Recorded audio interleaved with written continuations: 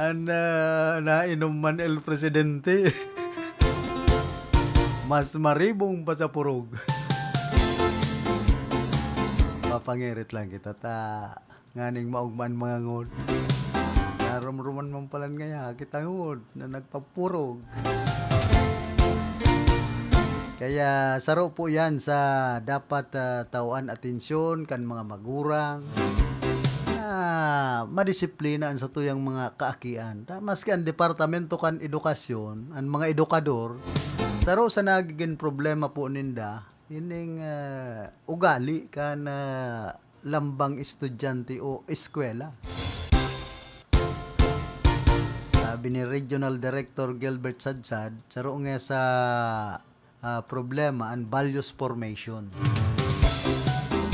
o ining values education kan panahon good manners and right conduct. Sabi man ni Superintendent Manny D. Guzman, ang iba pati ngayon yan mga mayo ng mudo, mayo ng respeto. Ngayon po ang totoong nangyayari, kumbaga nagkukulang na sa disiplina, pansadiri, an iba po niya tong mga estudyante. An mga kaakian.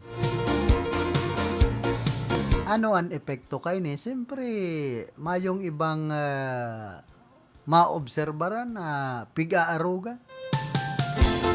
So, ibang mga magurang. Kundi ang problema man, kanya ibang mga magurang, dawa nga pinaano, abang pagal nga pagdisiplinahon kan mga aking ngunyan. Ano pa daw pag-abot sa eskwelahan?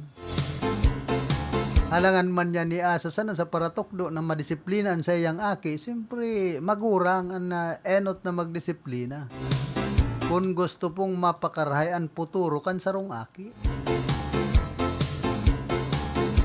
May kasabihan baga sa English, education begins at home. Kanod naman kitang maguro English ta. Pero naobserbaran ko ini ki ano yan, Donald Trump.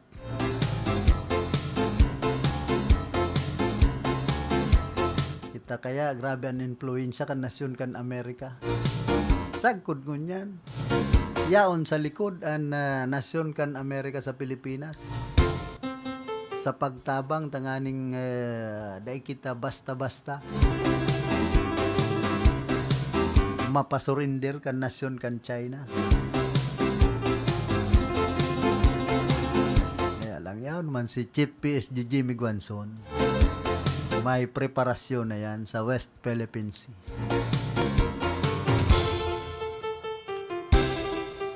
Iba nga ni, pag naguhurharampang, kung ngaya, pigre-ready ko na ining, kunyan, munyika.